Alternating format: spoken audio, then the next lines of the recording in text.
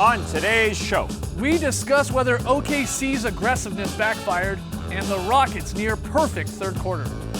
Richard Jefferson is here to tell us whether Indy blew their chance versus Cleveland and if players want to play with Russ. And champion Candace Parker stops by to discuss NBA rookies and WNBA rules. It's Tuesday, April 24th. The starter starts now.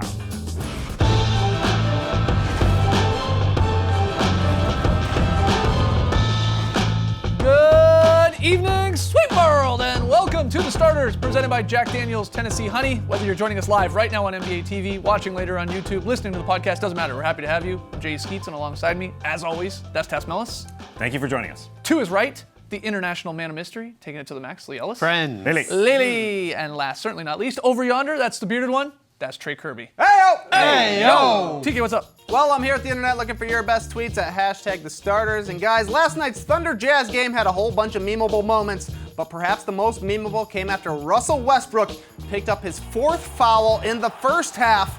Tragic.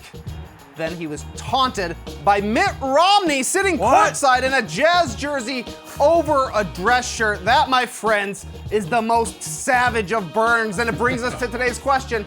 How can Oklahoma City ever hope to possibly one-up Mitt Romney? Lucky for you, Thunder fans, I've got the solution. You gotta hire Garth Brooks, let him sit behind the bench in a Thunder jersey and play the Thunder rolls for the whole night. He's an Okie, he loves sports. That song is fire, as Garth himself would say. I like that. I really like that. But we want to hear from you, so let us know on Twitter. How can OKC one-up Mitt Romney taunting Russell Westbrook? A real thing that happened. Send us your best tweets to hashtag the starters. We'll hear from you later. All right, get those tweets in. Yeah. See ya, buddy. What a league. All right. Fun show tonight. Hashtag guest season is in full effect. NBA champion Richard Jefferson and WNBA champion Candace Parker will join us live in studio. We'll talk playoffs and a whole lot more. We got Lee's very solid play. But let's get right into a little true or false looking back at just the two games in the association last night. TK, take it away. Coming into last night's game 4, the big story was Russell Westbrook guaranteeing that he'd shut down Ricky Rubio, so Russ came out extra fired up.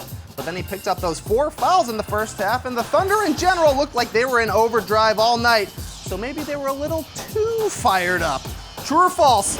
OKC's aggressiveness backfired. Yeah, I think that's true. I think their aggression wasn't channeled in the right way. You had Ricky Rubio sort of doing the namaste on the bench, calm and cool and relaxed. And it's great when players are aggressive. We hear them post-game every single game. Had to be more aggressive, had to be more aggressive. I think it just wasn't channeled at the Utah Jazz and that fan base and trying to beat them rather than a one-on-one competition, which is what it was. The Jazz are great at home, and their first line of defense is going to be there every single time. And I think Russ wanted to make it about him and Ricky and maybe going to the rim and not involve the rest of his teammates. And I think that was a problem. This is a tough place to win. Right. And it just seemed like it was, hey, it's us two against us two. Yeah, the Jazz just outsmarted them, really. I mean, Westbrook sort of tipped his hat of what his game plan was after Game 3, said, I'm going to go and shut down Rubio. Rubio didn't take the bait, other than when Westbrook was unnecessarily sort of pressing up on him, he took a fall, got the fouls. That threw Westbrook off his game, which sort of threw OKC off their game. And really, Westbrook, I mean, he played like an inexperienced guy, whereas for Ricky Rubio, this was only his 4th playoff game of his career. Obviously, he's a veteran player and he's played in big games in his life before, but really, I mean, Westbrook, this was a fantastic opportunity for the Thunder to get back in the series and get back in control. And instead, they were the ones who got caught up in the trash talk. You saw Paul George and Joe Ingles getting into it. There was a lot of scrappy play there, and it really didn't help the Thunder at all. All it did was energize that crowd in Utah. Ingles got hot, Rubio got hot, Donovan Mitchell got hot. I mean, all these players then lifted their game, and the Thunder now face a 3-1 hole. Yeah, when the Jazz went on their big runs and really blew the game open, sort of ended the second quarter, and then they took it into the start of the third quarter there. If you go back and look at the shot selection, you'll just see the differences between these two teams in the start of the third quarter. I mean, you had the Thunder's 3 shots were Melo with a missed 3 from the left wing, and he had a rough night, obviously, shooting the ball. Then you had Russell Westbrook jacking a contested 3 at the top with the shot clock running down. And then you had Paul George jacking a corner 3 in the corner with Ingles draped all over him with the shot clock winding down. And this was off basically no ball movement whatsoever. And on the other end, you had the Jazz using the Thunder's aggressive defense, which I still can't figure out why they're playing the pick and roll so aggressively, and instead of just dropping under and daring Ricky Rubio to shoot from outside, or even try to attack you one-on-one, instead they are being so aggressive with this high pick and roll defense, and they're getting cut on back screens or easy little rim runs and lobs. You saw a couple there from Favors and then Rudy Gobert. And then even with the help would come, then they would just find open shooters in the corner. So not only did they use that aggressiveness of getting caught up of the Thunder trying to play one-on-one, I think their defensive scheme, especially when it comes to the pick and roll, they're just applying too much pressure, and I think it's backfired. And I thought the Jazz came out with some nerves as well. I mean, this was a close game in the second quarter. Yeah. The Thunder were actually up, but you're not going to beat Utah in Utah not passing the ball around. Yeah. Russ had 3 assists. They had a season low the entire season, including the regular season, only 10 assists. They just didn't move it around enough. You're not going to go on the road and win like that. Yeah. Well, that tends to happen when you get so caught up in the emotion of like you versus me. Well, the ball stops moving a little bit, and you're like, I'll just take this guy. Yeah. And you start to get and again, if they're poor overplaying shots. on defense, that just opens it up for Utah because Utah do want to move the ball around. Utah didn't have a great second quarter when there was an opportunity there for the Thunder to sort of blow the game open, but they couldn't take advantage of it. Let me ask you very, very quickly. According to reports, the NBA is reviewing a play from the fourth quarter to determine whether or not Westbrook might be suspended 1 game for leaving the bench area because he got involved in one of the altercations last night. He was, checking into the game, and this is when he got upset and come out there. Steven Adams on the side he was stayed put. Yeah. Do you think he will get a 1-game suspension for leaving the sidelines, even though he was going to be checking in and coming in there after that was strange. after It wasn't a leaving the bench scenario. Yeah. So I think don't there's know a if gray area that he's going to be okay on because it's like podcasting. It's a gray area. Yeah, and there's people are sort of putting up video as well. It looks like the ref may have said, come on in. Yeah. Now, yeah. if he did that, then he's clean. He's clear. He's not going to get suspended. But if the ref didn't wave him in and he did enter the court, then I actually think he is in trouble because we know the league does like to apply this rule to the letter of the law. There's sort of no variance at all. But in this case, there is variance because he's checking in anyway, and it sort of looks like the ref might have allowed him in. So I think the NBA certainly don't want to suspend Westbrook for a potentially series-ending game as well at home. Yeah. Please, NBA, keep him in. I mean, you did us wrong with the Phoenix Suns scenario way back when. This isn't making up for it. Right. But at the same time, bring Boris Diaw back, bring Amari Stoudemire back, let them play. I hope he truly does play because this could easily go to Utah for a Game 6. Yeah. It's going to be very different with those role players. You got to get something out of Corey Brewer and everybody else at home. Maybe Josh It could Hustis be- plays a little bit more, yeah. try and slow down Mitchell. We'll see. Let's move on very quickly to the second game here. I know we all got caught up a little bit in the Thunder Jazz. What do you got, Trey? The Rockets and Timberwolves played a full game of basketball last night, but all that really matters is the third quarter because Houston ordered a 50-piece and ate the whole thing, literally scoring 50 points in 12 minutes as James Harden and Chris Paul combined for 37 in the third. They're only the second team ever to score 50 in a quarter during the playoffs, so true or false, the Rockets played a perfect quarter. True, basically. Yeah, I think so. mean, as perfect as you can get, I think, when it comes to basketball. It's not a perfect game in baseball here. It's not 27 up, 27 down. But 40 of their points. Look, the perfect game as far as Daryl Morey's concerned, right? This and is Mike what he wants, D'Antoni, yeah. 40 of their points coming from three-pointers or free throws in that third quarter. And it's weird. It felt like we had a competitive first-round series between these two teams. And in 12 minutes, it felt like probably a 5-game win for the Rockets. It demoralised Minnesota, you could Yeah. see, because they were in this game at halftime. And a strong third quarter, maybe they can go back to Houston tied 2-2, but no, the Rockets just turned it on, and the Wolves just had no answer. But at the same time, the Rockets were incredibly hot. Everyone who took a shot, it seemed to make it. So, And even when they missed, it was getting tipped back in. Yeah. They grabbed like a third of their offense rebounds. yeah. I think a 50-point quarter could be a scene in Daryl Morey's musical. Oh. Right? I don't know. I could hear the swishes now. Okay. They'd be singing as they shoot. Like you had some lyrics there. I a did- second. It looked like it. Nah, maybe Garth can write it. Possible. All right, coming up next, NBA champ Richard Jefferson joins us live on set. Talk a little playoffs. Don't go anywhere.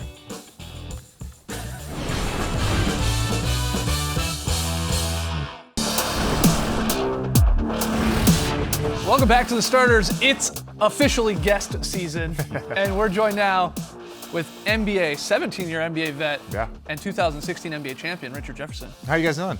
We're great. Good. Appreciate you coming through. Oh, it's my pleasure. My pleasure. We got a lot to get into. We got some fun rapid fire questions, but I mean, you're here at the perfect timing because we got the playoffs going on right now. Yeah. And there's no one better to ask, I think, about the Cleveland Cavaliers than someone that recently played on that team. I think there's probably some people better. Sure, sure. But I'll take At some this of that. table, definitely Yeah, you I'll take some is of the that. best one to ask. Like we debated this on the show. Do you think the Pacers blew their chance not winning Game 4 to possibly win that series and finally take down LeBron in the first round? Oh, you can't say finally blew their chance because they were down what 10 at halftime. They were down 17. So they've been fighting back almost every single time. So I wouldn't say that these are blown opportunities. There was an opportunity, but I think they're just battling. I think it's a 2-2 series right now. I think there's a chance for it to go to 7. But to say that they blew that opportunity, I think that's being a little aggressive. Only because I don't think they've led at halftime since Game 1. Right.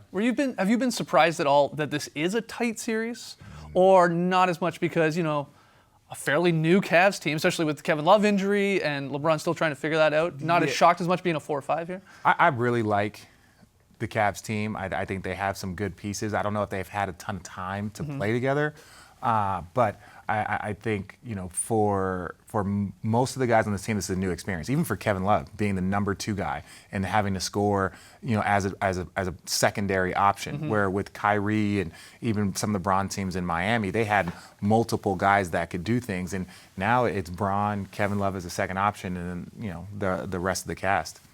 We've watched Lance Stevenson over this series try and get under LeBron's skin. Eventually got a tech on LeBron, which was rare. We didn't usually see that from him. Does this work with LeBron, having played obviously with him before? Do these No, he likes Lance. antics? That's one of He the does. things he does. He likes Lance because you look at that intensity and that competitiveness, and that's one of the things that Bron has always prided himself on. He's like, he loves people that just play hard. Like, you understand that Lance is going to have some antics. He's going to have some extra stuff, but there is not one person that has a basketball mind that will say Lance does not play hard every single time and does not bring it. Now, there's some things that you could probably try and avoid, but you got to take the good with the bad. But you don't question his intensity. Even the jump balls that he's gotten late in games, the plays that he's making, those are things that energize the crowd, that energize your team. So you have to take any bad that's coming. I think this go around for him in Indiana, he's even more humble. He's a little bit more focused because he has a tremendous amount of talent. It's just about harnessing it. You said about playing hard. This is great timing here. Russell Westbrook had a rough game in Game 4. Oh, you're so sweet. The Thunder, Honestly, that was very. You know what? You're a kind I'm man. Canadian. I got to pretend to kind be man. polite here. Yeah. They're down 3-1, and Yeah. I mean Westbrook is a polarizing player. Has been, I think, for his entire career here. Yeah. Some people love him because he plays so hard. Some people hate him. They don't think he makes his teammates better. He's selfish. Whatever. What do players in the NBA think about playing with Russell Westbrook? Well, I can't speak for guys that I don't think I've ever played with someone that has played with him. I will say this: his talent level is tremendous. His motor is tremendous. I think from Jason Kidd, for example. Jason Kidd used to say, as he got older, he got better because he started to slow down, right? And I think for Russell and his ability, I think sometimes slowing down and get a little bit older where you have to kind of be more of a cerebral player than just a go guy. But he tried to do a really, really good job on Rubio. But it was just, it's like he channeled the energy a little too aggressive. And that's where the foul trouble came in. That's where it's not you versus him. And he said that in the presser, even though he made that about the two of them after game 3. But in Game 4, he was like, it's not about me and him. And it's like, well, wait a second. You made it about the two of y'all. And so I understand that. And I think for him, as much as people want to kind of read into that, he's dialing it back. He's like, look, okay, I can't do that. I can't make it about me and him. It's about my team, and it's about my team trying to outperform his team. Got some rapid fire Well, questions take your here time, for man. us. No, I'm going to be here all night. this one. Well, let's try and get the scoop here from you. Okay, please. Are you playing next season? You gonna retire Are again these for a rapid third time? fire? Yeah. Yeah, these rapid. I've only retired one time. No comment. To be decided. To be decided. To be decided. Yeah. Okay, I'm fair here enough. doing a lot of TV this summer. I'm doing a lot of TV. You're this good summer. at it. Next one here. You recently said that LeBron is like the #1 camaraderie guy you've ever played with. Yeah. What's the best LeBron planned event that you can he remember? got Dave Chappelle, Hannibal Buress, and Chris Tucker together to do a comedy show for us and a bunch of friends in LA when we were there for a few days. Wow. So you have like, That's awesome. Yeah. That's really cool. And again, he's done this. He's done a ton of things, but just to get all of those guys together for an impromptu concert or Show, yeah. Yeah. and then they're like, hey, we can't have any cameras because we're working on our material out here. So it was really, really cool, and just guys just hanging out, drinking beers and watching comedy. That's a good one. All right. Well, most NBA fans, I think they know about your road tripping podcast. Right. Do a phenomenal job. Channing Yeah. Frye, Allie Clifton. Please subscribe. Yeah, all right. You see this, man? I'm almost unemployed. When you're on the starters, you're getting to the end of it. You've had some legendary guests. There's no Yes. doubt. LeBron, Wade, Tim Duncan. But who's your dream podcast guest? And you can go anywhere with this. Doesn't need to be NBA. Michael Jordan. Michael Jordan Okay. would be my, he's on that holy grail of not only basketball players, but just of sports figures. So I would say Michael Jordan is up there. I like Michael Strahan would be one of those guys just because of what he's done. Yep. Not only on the field, but then post career. We got Charles. We just got Charles. We just did That's a Charles good like one. 2 days ago. And I think it's going to come out on Thursday. So look for that one on Thursday. Does he say anything controversial? Well, he doesn't. doesn't because, usually no, do because that. we don't, as players, like I'm not into the clickbait, and I'm not saying that guy won't say something that people won't latch onto, Right. but I'm not trying to kind of like reel you in and get you to say something. I just want your honest opinion on either the history of the game, fun facts, where things are, and what's going on in the sport, versus like, hey, what do you think about this and what do you think about that? And that's not really kind of our style. We want it to be a safe place. Gotcha. Final one here. I wouldn't be a true Canadian, we wouldn't be true Canadians if we didn't follow up by asking whether or not you've learned to say Saskatoon, Saskatchewan. Oh, my boy Trey Lyles. Trey Lyles, what's going on, man? You see what happened, Trey? Like, I start messing up your name and the place where you're from, and I didn't. I met his cousins, and that's where it came from. It was tough. Trey, you see what you got me into right now, Trey? But that's my guy. That's my young. I think he has a really good chance of being a quality guy for a long time in this league. Awesome. But RJ? I can't say it. It sounded like you wanted to say it. You see how Szechuan. That's why I was like the Saskatchewan. You're just hungry. Szechuan. Yeah. Well, I'm a Rick and Morty fan. So anytime you can get Szechuan out there for the fans, that's my thing. RJ, we can't thank you enough, man, for coming on. My pleasure. We really My appreciate pleasure. it. Thanks for having me, guys. great Continued night. success. If you keep playing or if you're doing TV.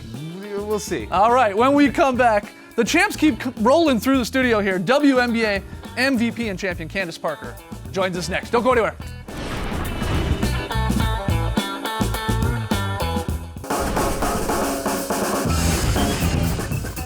The Starters is brought to you by Jack Daniel's Tennessee Honey, official partner of the NBA.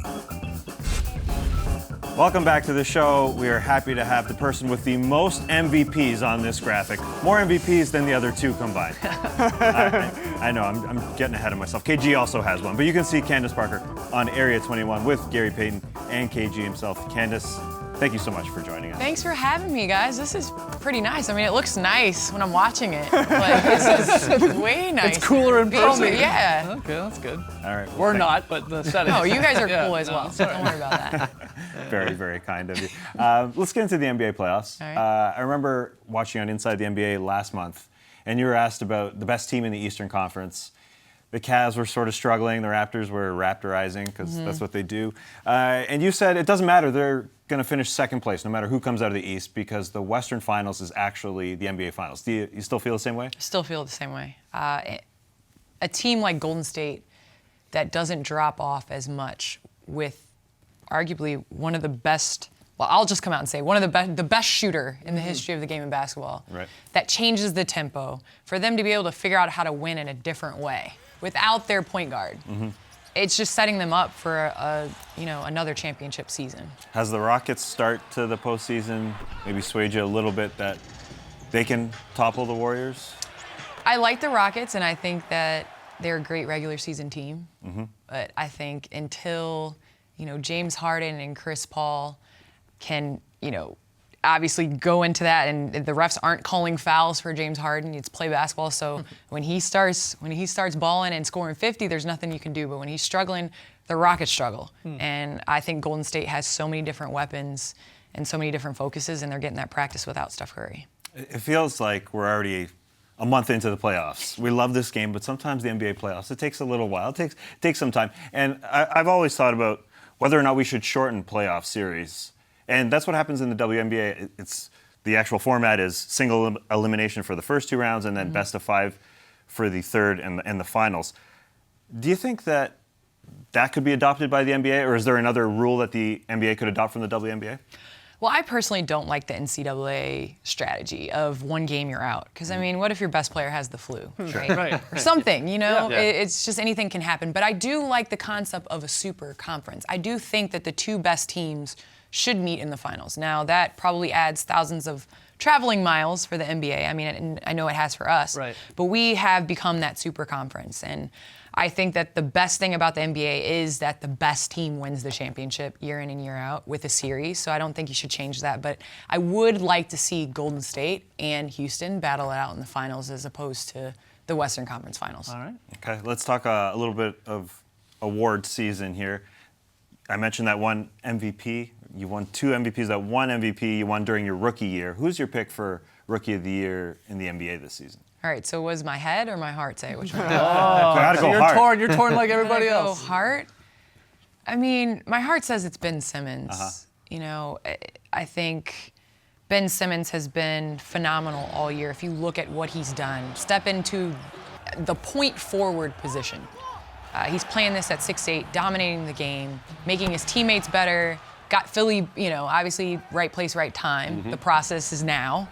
And he's doing a phenomenal job guiding that team. And for them to finish, what, 3rd? I think they finished 3rd in the East. Yep.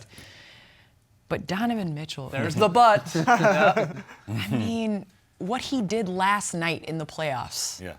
And I don't believe that playoffs don't determine some of the Voters. rookie For voting. Sure. It has to. Because if you're watching him play against the Thunder last night, and basically a must-win game, the way he dominated and went at them and was not fearful, off the dribble, off the pull-up, knocking down threes, running the team, he just seems to not play like a rookie. So if you can, I'd give Ko. Don't Split my vote. No, Split my vote. Hey, they both until deserve Ko. it. Okay, They fair both enough. deserve it. I think so. We've got one more time for one quick question here. All right. You've played in some celebrity games at All-Star Weekend. I know. Are they fun? Are they fun? All right, well, Do you enjoy yourself? I'll quickly tell you this story. We were playing in a celebrity game this past year in LA. It was LA, so I was like, okay, I'll do it again. This is my 2nd one. So I was like, I don't really want to be like known as the celebrity game. You know, I play basketball for a living, so I don't really want them to be like, you played in the celebrity game. So I was playing against Quavo, and he hit me in the chest on the first drive, and I was like, all right. So Michael B. Jordan, I was like, sub me out. So he subbed me out, and I subbed him out. I'm like, I'm not. We're having fun. He was going hard. Yeah. So I'm glad he got what he wanted. He got the MVP. So I'm happy for him. That is a great My story. chest, my chest is a little. Pride was a little hurt too. Probably your last celebrity game. I'm willing to make that announcement. Wow, breaking news. Breaking I news will here make on the that Starters. retirement announcement. We got to get the WNBA players in some sort of event, like you've said before, maybe your own event or a woman in the skills challenge. Yeah. I like that. Maybe we can make it I like that. We can make 2 announcements: my retirement from Celebrity Game, and You and the skills challenge. camp. All right, I'd like to see a 3-ball. I mean, we could. 40 games in 40 nights. 3 more tonight. We've got Bucks Celtics here on NBA TV. Some sort of breaking news with this one. Marcus Smart will play with a splint on that hand. And then you see the TNT doubleheader. Heat, 76ers, Spurs, Warriors. Both Philly and Golden State trying to close out their series. We asked you, how does OKC one-up Mitt Romney? There's a cue I didn't think we'd be asking. You hit us up, hashtag the starters. Trey, you got a few of the best answers. Yeah, some good ones. Mitten says they got to give Ennis Cantor seats by the Jazz bench. The Jazz certainly do not like Ennis Cantor. Brimsley says get the Yodel kid courtside. He's huge. He's everywhere. He's at Coachella. But my favorite comes from Steven, who says they can't. It is known that Salt Lake Drake is the greatest trash talker of all time, and Joe Ingles is his protege. People call Mitt Romney Salt Lake Drake? Is that a thing? I guess so. It's official now. Learn something new Salt every Lake day. Drake. All right, great tweets, guys. Lily VSP, who gets the honor? Yeah, no controversy with this one. It's just a good, honest, very solid play here from the Houston Rockets. Lots of ball movement here. Trevor Ariza takes it through, then back to Eric Gordon for a Switch ball. Oh, yes. Beautiful stuff. Here it is again. The Rockets were just beautiful last night. This is Bounce why. pass. They understood they needed that very solid play, and they got it. Congratulations. That's what I call a very solid play. Very solid indeed. Also very solid. The Twitter show, Starters Twitter show. We had a blast recording this live on Twitter this morning. You can now listen to the audio or go back and even watch it. Check out our Twitter account @thestarters for ways to do that. We got into number of playoff series and a whole lot more. So shout out to everyone that was tweeting along live on that show. That's it for us tonight. Thank you to Richard Jefferson. Thank you to Candace Parker. And enjoy the game tonight. We'll be back tomorrow. Thanks for joining us, folks. And remember, summer is great, but guest season is the best season. Brace the night, people.